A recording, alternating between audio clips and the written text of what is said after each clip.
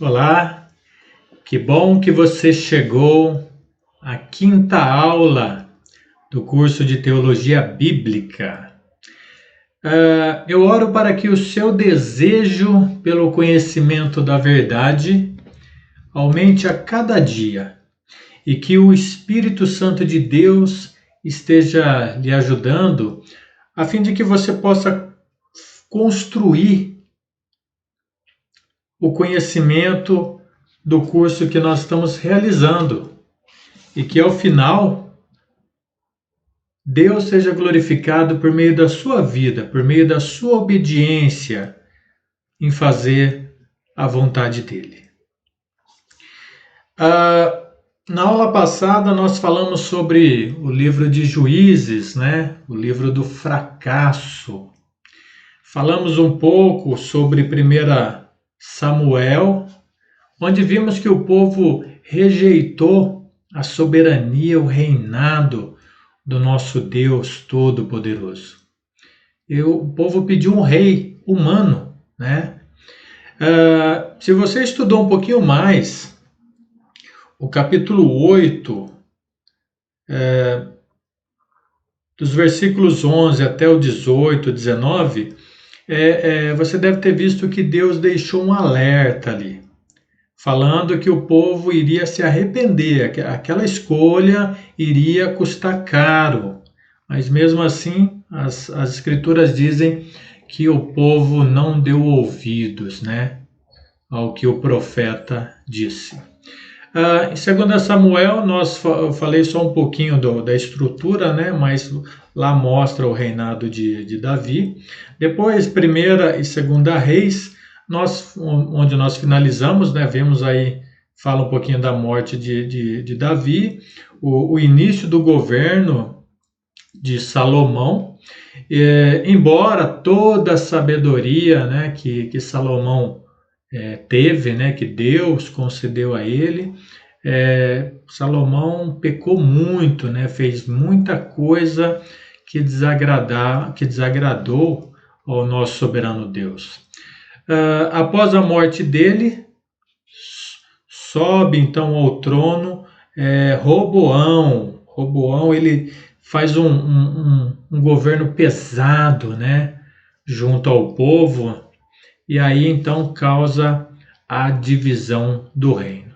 Após essa divisão surgem então os profetas, que é o que nós estudaremos hoje, né? Então nessa lição nós vamos conhecer os profetas, quem eram os profetas, né? E quais eram as funções dos profetas. Nós vamos ver que os profetas falavam que Deus mandava. E como que nós sabemos disso? Sabemos disso porque está relatado nas Escrituras, né? O interessante daquilo que se passou é que nós temos a confirmação na Bíblia, né? Nós vemos uma profecia cumprida, por quê? Porque vemos, né, a profecia, depois o cumprimento da profecia. Isso mostra a confirmação, né? E por que é importante, então, saber saber que na Bíblia relata o que Deus dizia, né, ao povo por meio do profeta? É importante porque nós vimos lá na primeira aula que nós não devemos nem acrescentar e nem tirar nada da Bíblia, né? O que mostra que a Bíblia está fechada. A Bíblia que você tem aí na sua mão, na sua casa, ela está concluída. Não há o que acrescentar nela, não há o que tirar nela, ok? É só compreendê-la, ok? Então, olha só, é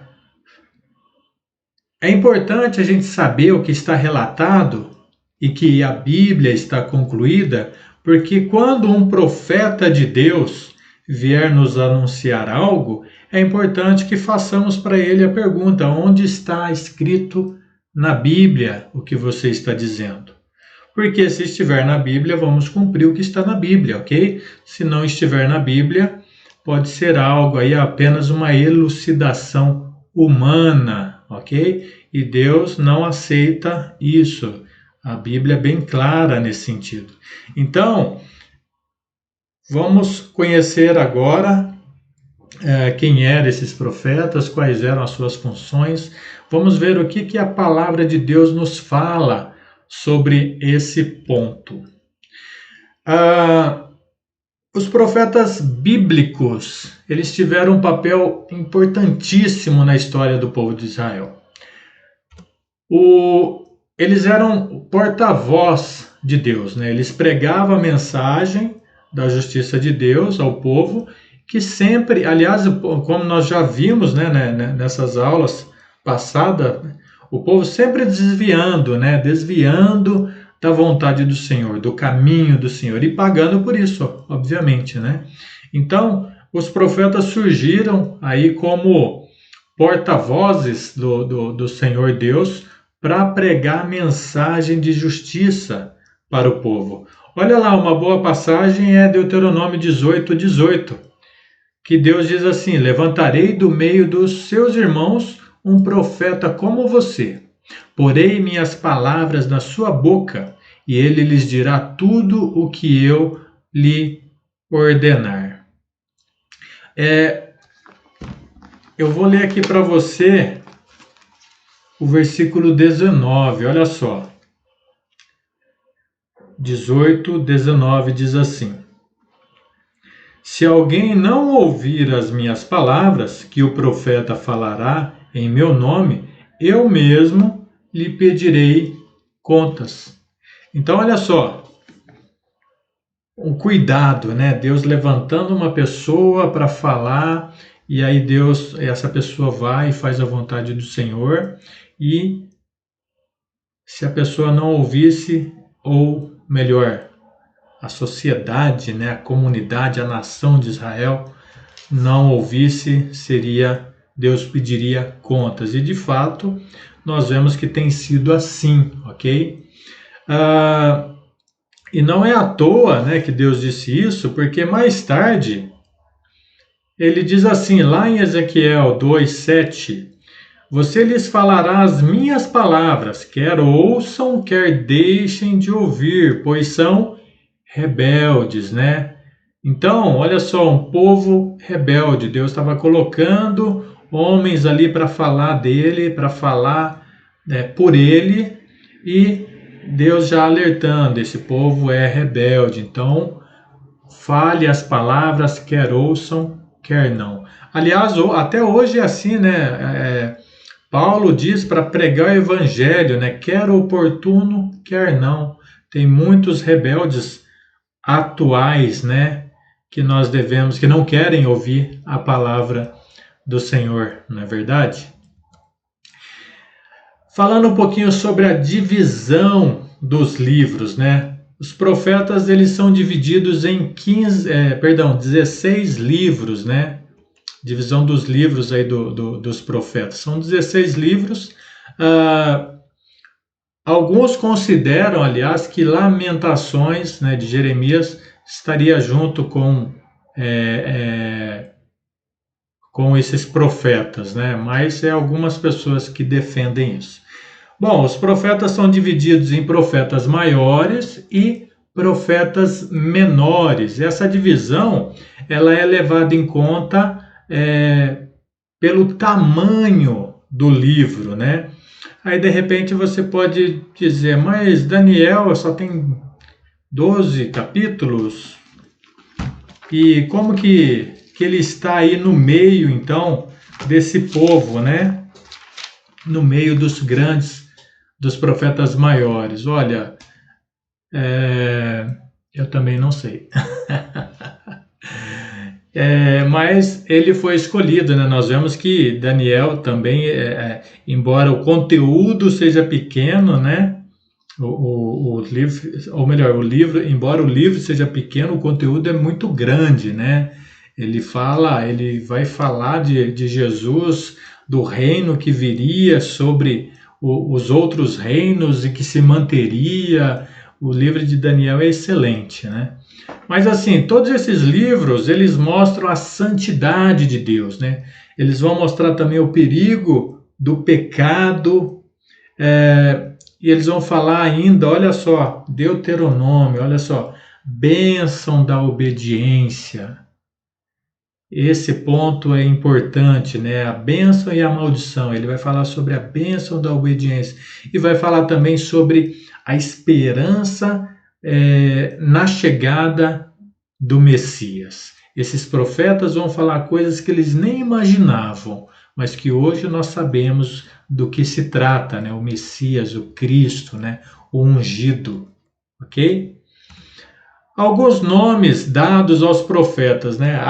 Os diferentes nomes desses profetas descrevem aí o caráter e a natureza desses homens, aliás, homens excepcionais. 1 Samuel 9, 6 a 10, também 1 Reis, vai falar sobre, falando de Samuel e Elias, ok? Vai usar o termo, chama o profeta, né, de um homem de Deus. A ideia aqui é que esse homem de Deus é alguém mais intimamente ligado a Deus, mais do que os outros homens, ok? Então, ele era um homem de Deus porque ele era mais íntimo, e o fato dele ser mais íntimo, que o diferenciava dos outros, fazia com que ele fosse naturalmente, né, era a natureza desses homens, né, fossem mais justos, né, mais reto do que os demais da nação, né, ou das nações, né, porque aqui, aliás, nós já estamos falando, os profetas surgiram já com o reino dividido, né, Israel e Judá, ok, reino do norte e reino do sul. Depois, lá em Jeremias e Amós, vão falar sobre servo de Deus, né? Por que servo de Deus? Porque eles tinham uma missão especial para cumprir, que era entregar a mensagem de Deus ao povo. Deus falava com o profeta levava então para o povo essa mensagem. Em Ageu vai surgir esse nome, um mensageiro de Deus. O mensageiro de Deus é no sentido de que as suas palavras tinham autoridade divina, né? Então, era Deus falando ali, né, com eles. Então, tinha uma autoridade ali por trás. Depois, Oséias, um homem do Espírito, né? Ou um homem inspirado. A ideia é se referir ao poder e autoridade de Deus. Um homem inspirado, um homem que tem o Espírito de Deus. Mais um pouquinho, Daniel é colocado como um intérprete. A ideia de intérprete é simplesmente explicar ao povo a mensagem de Deus, ok? Interpretar para o povo qual era aquela mensagem. Ezequiel é um nome dado, né, como profeta, seria vigia. O vigia ele vai no sentido de que ele explicava a situação real do povo e lhe fazia advertências. Olha, está acontecendo isso. Deus mandou dizer que vai acontecer isso, caso não se arrependam. Ok? Então aqui nós temos alguns nomes que nós encontramos no Velho Testamento, referente, dados, né, aos profetas. Falando um pouquinho sobre a forma de recebimento, né? Em hebraico, 3 nomes indicam a maneira como esses profetas recebiam a mensagem, né? E como tornava conhecida ao povo essas mensagens. Lá em Amós e Miqueias, nós vamos encontrar esse termo Nabi, que traduz-se como profeta. Uma pessoa assim designada era um verdadeiro intérprete. Olha só, acabei de falar qual que era a função do intérprete, né? E sua tarefa era proclamar a palavra de Deus. Então essa era uma forma né, que indicava a maneira como o profeta recebia a mensagem e tornava ela pública, conhecida. 1 Samuel e Ezequiel é Roi Cosé, ou Cosém, né? Alguns termos, alguns usam esse termo também. Mas, lembrando, são termos hebraicos, ok? E olha só, nesse caso, esses dois termos são formas nominais que significam ver, que se refere a vidente, a ideia de vidente, ok? O profeta, ele via, mas olha só, o profeta via o que não era dado aos outros homens ver. Às vezes era através de sonho, visões ou retratos. A visão do profeta era um dom sobrenatural, mas era algo de Deus, ok? Então, era um chamado de Deus, nós já vimos lá no início, né, Deuteronômio, falando que Deus iria chamar, ok? E aí, então, nós vemos aqui que esse termo hebraico significa ver, no sentido, se refere a vidente, tá? Mas é dentro do contexto bíblico, ok? Não vá pensando que é qualquer vidente por aí. É um vidente segundo a Bíblia, uma tradução de um profeta, né, no hebraico, ok? Caminhando um pouquinho,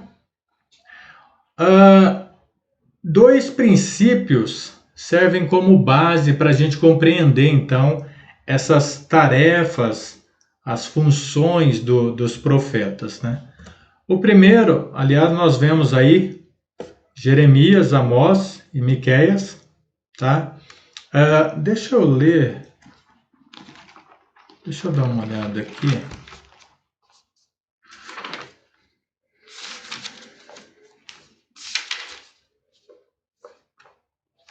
Eu vou ler esse aqui para a gente contextualizar um pouquinho.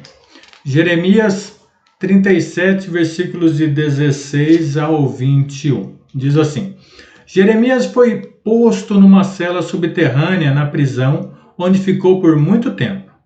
Então o rei mandou buscá-lo e Jeremias foi trazido ao palácio.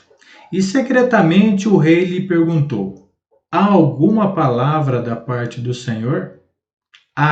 Respondeu Jeremias. Você será entregue nas mãos do rei da Babilônia. Então Jeremias disse ao rei Zedequias: Que crime cometi contra você ou contra os seus conselheiros ou contra esse povo para que você me mandasse para a prisão? Onde estão os seus profetas que lhe profetizaram? O rei da Babilônia não atacará nem a você nem a esta terra. Mas agora, ó rei, meu senhor, escute-me, por favor. Permita-me apresentar-me a minha súplica. Não me mande de volta à casa de Jonatas, o secretário, para que eu não morra ali. Então o rei Zedequias deu ordens para que Jeremias fosse colocado no pátio da guarda e que diariamente recebesse pão da rua dos padeiros, enquanto houvesse pão na cidade. Assim, Jeremias permaneceu no pátio da guarda. Então, olha só, a base, né? A base para a gente compreender os profetas. Eles eram pregadores, a sua função principal era anunciar a vontade de Deus para o povo daquela época. A sua função não era de agradar as pessoas, nós vemos nessa passagem. Não era agradar o rei, né? Então a sua função não era agradar as pessoas ou através de opiniões, né? Mas sim declarar fielmente o que Deus havia colocado para ele pregar, independente das pessoas gostarem ou não. Um outro princípio, a mensagem era atual e relevante para a época em que viviam.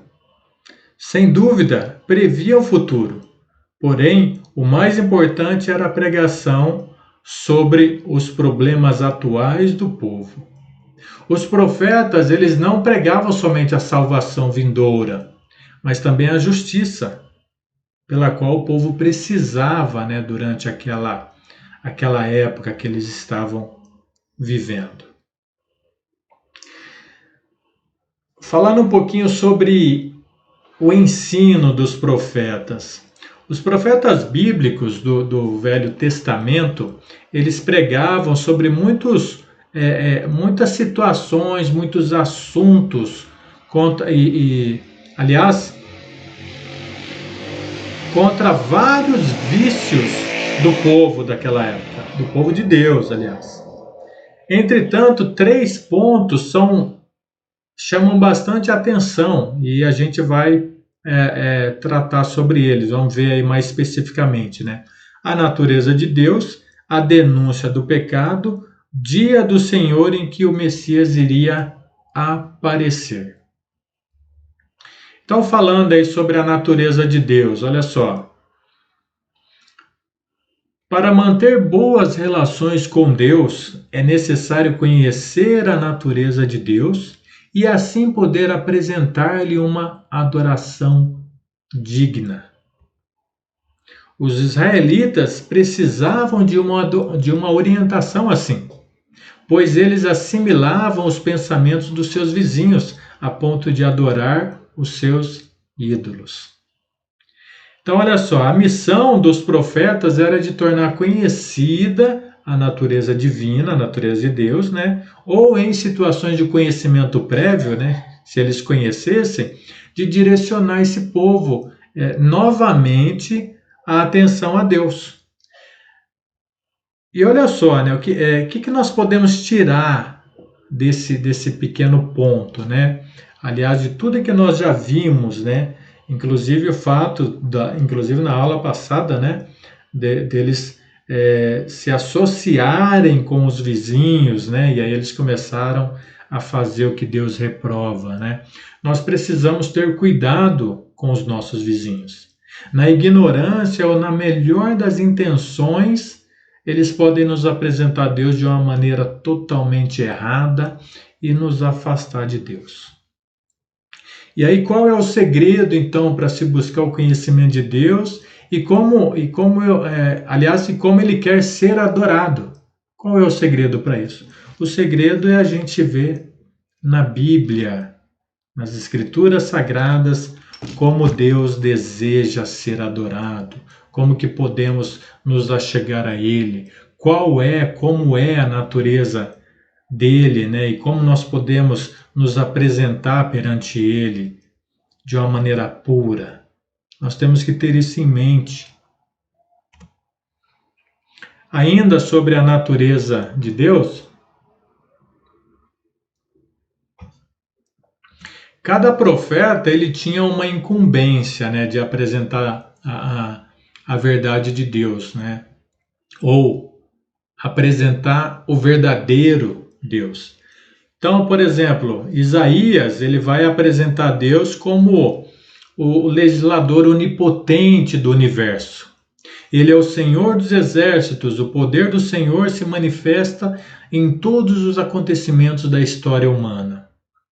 Onipotente é o mesmo que todo-poderoso, né? Ou pode tudo, ele pode fazer tudo, tanto que o poder dele se manifesta em todos os acontecimentos da humanidade. Sofonias vai dizer que Deus é quem governa moralmente o mundo. Ele é santo, reto, justo e misericordioso.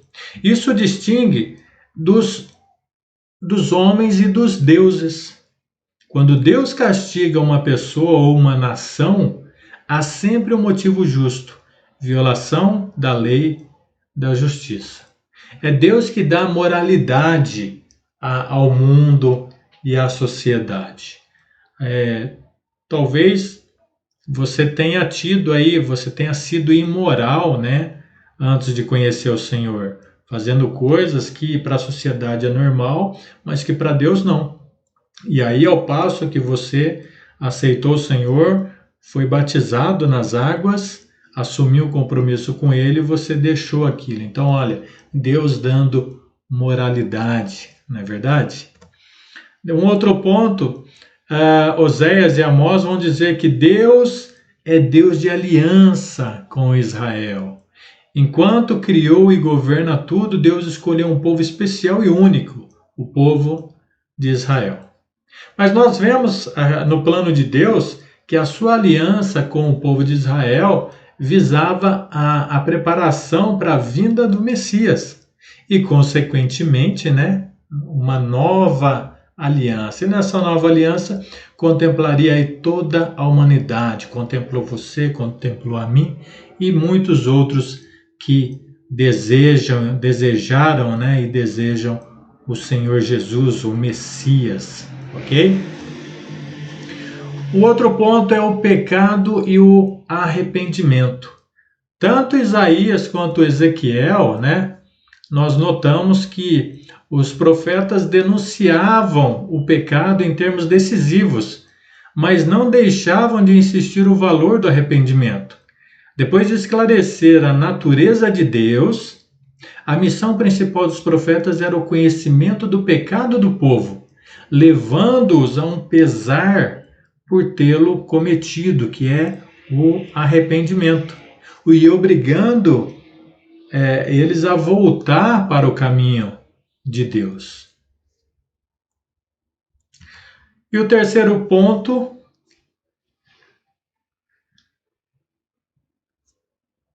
é o dia do Senhor e a vinda do Messias. Os profetas pregavam que haveria um dia em que Deus se manifestaria em todo o seu poder.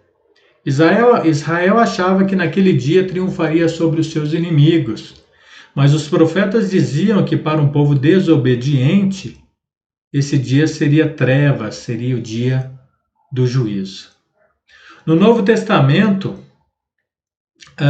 Jesus aparece, o Messias, né, aparece, constitui os apóstolos, os discípulos, e eles continuavam tendo o mesmo pensamento.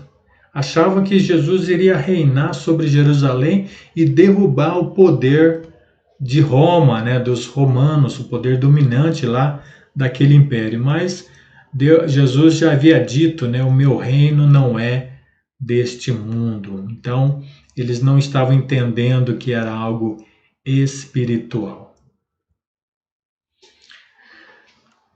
E aí, falando do Messias, os profetas também declaravam um futuro glorioso. Essas promessas vinham associadas a uma pessoa, apresentada sob diferentes formas e designada por Messias. Este seria servo que sairia vitorioso e seria um rei na linhagem de Davi. Messias é uma palavra hebraica que significa ungido. No grego é interpretado como Cristo, né, conforme a gente pode ver lá no Evangelho de João, capítulo 1, versículo 41. Falsos e verdadeiros profetas. Analise comigo. No mundo rodeado por denominações fundadas por homens, hoje nós temos que enfrentar dificuldade, desafios de distinguir entre os verdadeiros profetas e os profetas impostores, falsos, não é verdade? Eu não sei se você tem essa percepção, ok? Ou se tudo para você está certo, mas se você começar a estudar a Bíblia e ver os alertas que a Bíblia nos traz, desde o Novo Testamento até lá, desde o Velho Testamento até no Novo Testamento, nas cartas de João, nós vamos ver que há muitos falsos profetas espalhados por aí. Na época dos profetas não era diferente. Como determinar quais profetas eram falsos e quais eram verdadeiros? Você consegue distinguir entre um falso e o verdadeiro? Assim como hoje, alguns testes eram usados, né, para verificar a veracidade, né, ou a falsidade de um profeta. Vamos ver aqui, aqui, por exemplo, testes falíveis, né? Esses testes, em princípio, parecem ser válidos, né? Mas com o tempo provam ser errados. Então, olha só, a extensão do conhecimento religioso. Pode parecer legal, né? Uma pessoa conhece muito da Bíblia, né? Então ele é um profeta de Deus. O fato de entrar em transe, né?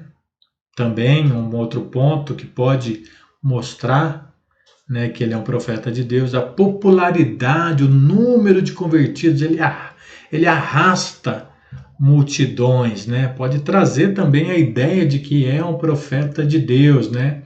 O fato de pregar a palavra de Deus, ele prega a Bíblia, o que está na Bíblia, né? É a sinceridade de um profeta. O ponto é que esses testes, eles são falíveis, né? Ok? E agora alguns testes seguros. A maneira como o profeta usava, né, as escrituras. Nós podemos ver ver nos textos bíblicos, né, ver nos relatos das escrituras. Então, olha só, a maneira como os profetas usavam as escrituras, né, os verdadeiros profetas reconheciam que este conceito era falso, porque era baseado em um entendimento completamente errado da natureza de Deus. O relacionamento de Deus com o homem é pessoal e não é como uma máquina. Os falsos profetas, eles achavam que Deus não iria punir o povo de Israel, porque Deus era o povo de Israel, mas isso é completamente errado, e nós vemos nos textos, né, nos livros, que Deus punia, sim, Deus fazia juízo, né? Então, essa ideia de pensar que Deus não iria castigar é totalmente errada. Os falsos profetas também aplicavam as escrituras de uma maneira errada. Eles a usavam como uma prova para sustentar suas ideias erradas. Suas ideias eram irrelevantes às necessidades do povo. Os verdadeiros profetas sabiam que oferecer sacrifício, cantar, orar e aprender os ensinamentos de Deus eram inúteis, a não ser que a pessoa tivesse suas vidas, que as pessoas tivessem suas vidas e seus corações devotadas a Deus. Ainda hoje é assim. Se você estudar as Escrituras, você vai ver que o Espírito Santo não age em qualquer pessoa. O Espírito Santo ele veio com o propósito de nos transformar, ok? Aliás, ele veio com um propósito específico. Olha só o que diz lá em João capítulo 16, versículos 7 a 11. Diz assim: Mas eu lhes afirmo que é para o bem de vocês que eu vou, o Senhor Jesus dizendo. Se eu não for, o conselheiro não virá para vocês. Mas se eu for, eu o enviarei. Quando ele vier, convencerá o mundo do pecado, da justiça e do juízo. Do pecado, porque os homens não creram em mim. Da justiça, porque vou para o Pai e vocês não me verão mais. E do juízo, porque o príncipe deste mundo está condenado. Então, o Espírito Santo ele veio com um propósito específico. E aí, nesse propósito e dentro dos ensinamentos do Senhor, nós sabemos como entrar na igreja e como o Espírito fazer morada em nós. E muitas vezes pessoas dizem que tem o Espírito Santo, mas não muda seu comportamento, não muda o seu caráter, né? Permanece nos erros. Ora, se o Espírito Santo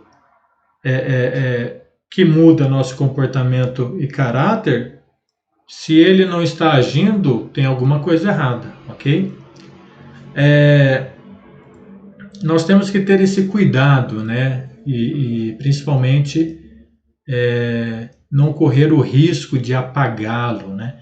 1 Tessalonicenses 5:9 fala que o Espírito Santo pode ser apagado.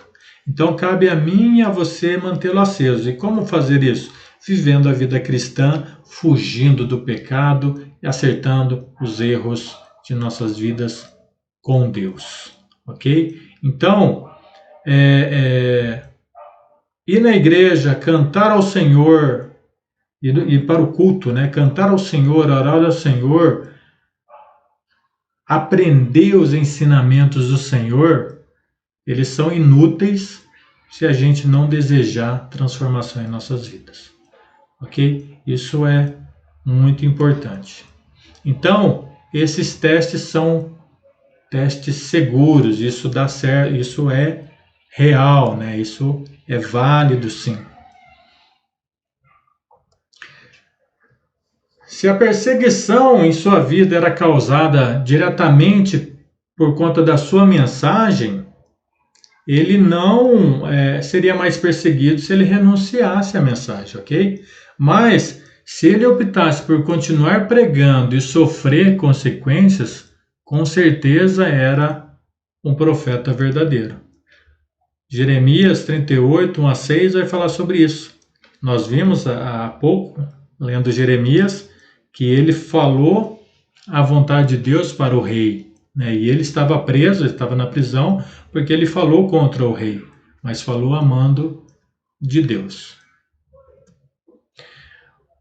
Um profeta verdadeiro admitia que, se pudesse ser da sua maneira, ele não pregaria a sua mensagem.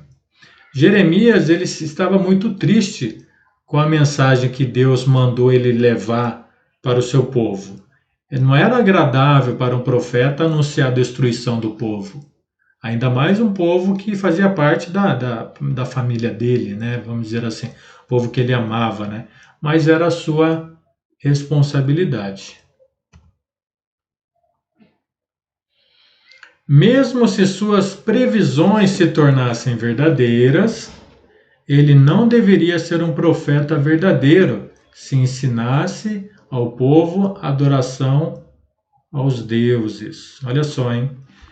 Eu vou ler aqui para você Gálatas.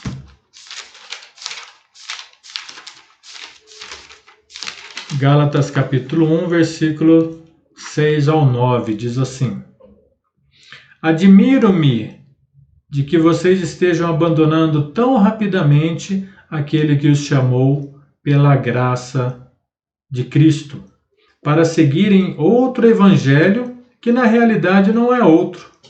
O que ocorre é que algumas pessoas estão perturbando, querendo perverter o evangelho de Cristo.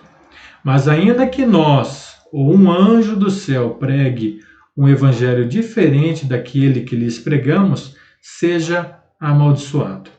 Como já dissemos, agora repito: se alguém lhes anunciar um evangelho diferente daquele que já receberam, que seja amaldiçoado. Você acha que existe profetas assim hoje? Que nos desvia, né, da vontade do Senhor? Tem sim, claro que tem. E nos ensina a adorar deuses, né? Deus, ele é específico. Se a gente não o busca da maneira que ele deseja, ou da maneira determinada por ele, nós podemos estar buscando deuses. Nós saímos do foco, ok? Isso é perigoso. Mateus 7, do 21 ao 23, o Senhor Jesus, ele é bem claro em mostrar que tem profetas falando dele, né? Porém não estão fazendo a vontade dele. E quando aquele dia chegar, esses profetas vão se justificar dizendo que pregou no nome dele, expulsou o demônio e curou, e ele vai dizer: aparta-se de mim, vocês que praticam o mal. Então olha só, o cuidado, né? Temos que ter cuidado com os profetas, ok? Então esse é um teste seguro. Caminhando mais um pouquinho, vamos falar sobre a divisão dos profetas. Aqui é a ocasião, aliás, já estamos terminando, tá? Aqui é a ocasião em que surgiram os profetas. Nós vemos aí o Reino do Norte, Reino do Sul, a época do cativeiro, a restauração. Se você pegar lá em 2 Reis, né? Nós falamos bem rapidamente lá sobre 2 Reis, mas se você estudar 2 Reis, você vai ver então a divisão do Reino do Norte, Israel, Reino do Sul, Judá, e depois eles sendo levados ao cativeiro. E nessa ocasião, né, aliás, antes do cativeiro, né, quando já estava dividido aí os reinos, surgiram então os profetas. O período de cativeiro existem, aliás, o Jeremias, né? Jeremias 25 e 29 vai falar sobre o período de cativeiro de 70 anos do cativeiro, ok? E depois nós vemos aí a restauração. Então, olha só, temos Reino do Norte, Elias, vemos vários profetas aí que provavelmente vocês já estudaram também, né? Elias, Eliseu, Jonas, Amós, Oséias. Reino do Sul, Obadias, Joel, Isaías, Miqueias, Naum, Sofonias, Abacuque, Jeremias. Lá no cativeiro, Ezequiel e Daniel. Excelentes livros, né? Na restauração nós vemos Ageu, Zacarias e Malaquias. Agora olha só, eu vou até deixar um ponto aqui, né? Falei agora sobre o período de cativeiro, né? Falando que eles estiveram no cativeiro. Nós vamos estudar mais para frente sobre dízimo, ok? E aí, Malaquias ele vai falar, né, sobre uma frase bastante conhecida aí no mundo religioso, roubando a Deus, né? Então nós vamos, quando chegar lá, falando sobre o dízimo, vamos aplicar Malaquias no texto, ok? Para ver se quando alguém fala usando Malaquias hoje, se ele que a pessoa está roubando a Deus, né? Se ele está de fato dentro do contexto bíblico ou não. Tá? Então é só uma curiosidade aí para quando chegarmos lá no Novo Testamento. Bom, a nossa aula hoje ela foi bem curta e aí já fazemos então a conclusão. Quem eram os profetas? Pessoas designadas, chamadas por Deus. E quais eram suas funções?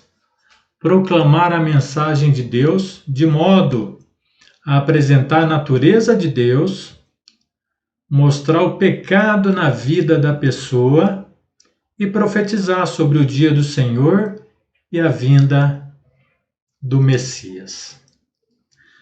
Finalizo incentivando você a se manter perseverante, ok?